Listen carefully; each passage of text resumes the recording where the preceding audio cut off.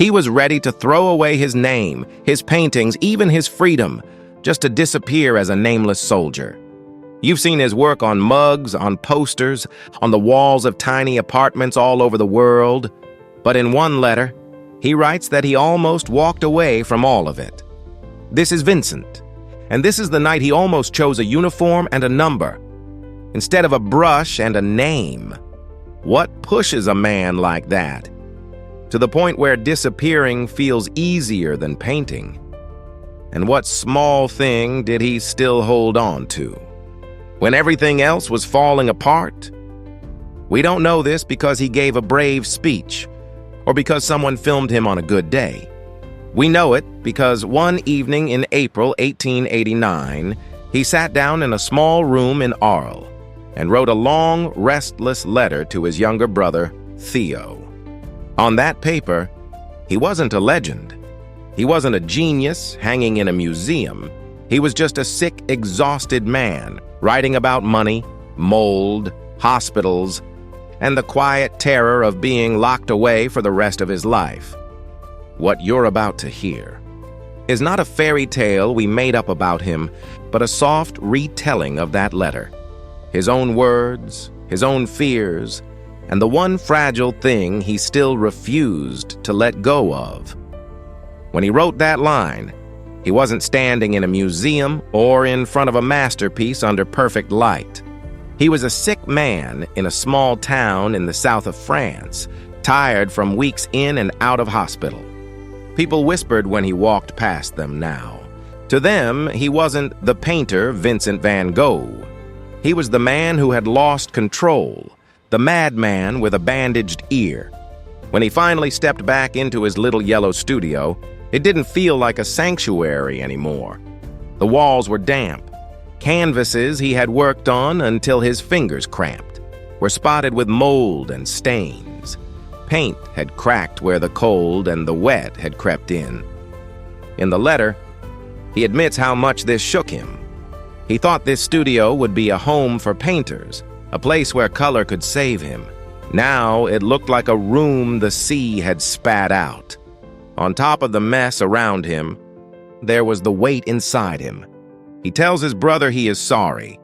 Sorry for the money, for the worry, for the visits to doctors, for the way his illness keeps pulling Theo away from his own life. He calls himself a burden. He imagines what the neighbors say about him. He imagines what the police, the doctors, the people who have power would like to do with an inconvenient man like him. Lock him away somewhere quiet and forget about him.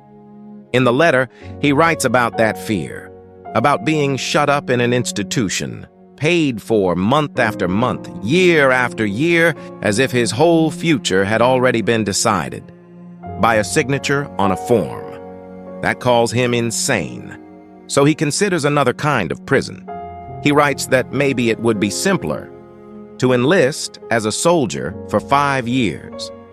A uniform, a number, orders to follow, days that all look the same. No studio, no neighbors, and no brother spending his wages on someone who only seems to get sicker, to disappear inside a system where no one expects him to be an artist at all. It sounds like giving up, and in many ways, it is. There is no heroic pose in this letter. No speech about never quitting, just a tired man weighing the cost of staying against the cost of disappearing. But if you read carefully between the lines about hospitals and money and shame and running away, something else keeps pushing through. He can't stop talking about his paintings. He mentions the canvases in that ruined little studio. He lists the ones he wants to send to Theo, the cafe at night, the small bedroom he painted in thick strokes of blue and yellow, the vases of sunflowers that he hoped would be like bright faces on a wall. He worries which of them have been damaged by the damp. He worries how to pack them safely.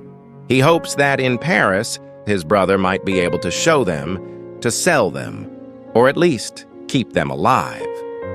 Even at the moment when he is seriously imagining throwing away his name, and his freedom, he is still planning. Which pictures should travel on without him? He is surrounded by mold and rumors and debt. He talks about being locked up, about being pushed toward an early death. But the part of him that paints refuses to lie down. In the middle of his apology for being too weak, for being too much, he quietly protects one thing: the colors he has already put on canvas. That is the strange, stubborn courage in this letter. Not the courage to smile and say, "Everything is fine." Not the courage to stand up and shout, "I will never give up." Just the small, tired courage of a man who is ready to become a number, yet still cares where his paintings will go. History will remember him as a genius, as the man of the starry night and the sunflowers. But on this page, he is simply someone who feels like a mistake, like too much trouble, like a story that should end quietly. And still, he doesn't drop the brush. Maybe greatness doesn't always look like someone who never thinks about running away. Maybe it looks like someone who almost does, and still reaches one more time for the thing that makes him feel alive. You don't have to rescue your whole life tonight. You don't have to know exactly who you are or where you're going. Maybe for now it's enough to notice the one small, fragile thing. You still care about protecting, even when everything else feels like it's falling apart. The world might call it useless. The world might call you foolish for holding on. But somewhere, in a little room in Arles, there was a man planning his escape, packing his colors into a wooden box and quietly choosing not to let go of the one thing that still made sense to him. Maybe that's the real heart of this letter. Not that a great painter once felt strong all the time, but that even at his lowest, he still reached for one small thing that made him feel alive. He was scared. He felt like a burden. He didn't know if his life was going anywhere good. He seriously thought about disappearing into a uniform and a number. And still, in the middle of all that, he chose to protect his paintings. Maybe that's where you are too. Maybe you're tired of trying to fix everything. Maybe you're exhausted from being okay for everyone else. Maybe some days you also feel like too much trouble, or like your story should just go quiet. If that's you, I'm not going to tell you to never give up, or to suddenly believe big, shiny things about your future. You don't have to rescue your whole life tonight. You don't have to become a masterpiece by morning, but maybe you can notice the one small thing in you that still wants to be here. The silly little project. The song you still hum when no one is listening. The way you make coffee just right. The way you listen to a friend. The colors you reach for when you think no one cares. The world might not clap for it. It might not make sense to anyone around you. It might feel useless. The way Vincent's paintings felt useless to him in that damp little room. And still, it matters. Because sometimes courage is not a loud decision to fight forever. Sometimes courage is just quietly refusing to drop the one small thing that keeps a light on inside you. So if you feel a little broken tonight, if you feel like your life is moldy around the edges, you're allowed to rest. You're allowed to be tired. Just before you turn away, see if there is one brush you don't want to let go of. One color you're not ready to erase.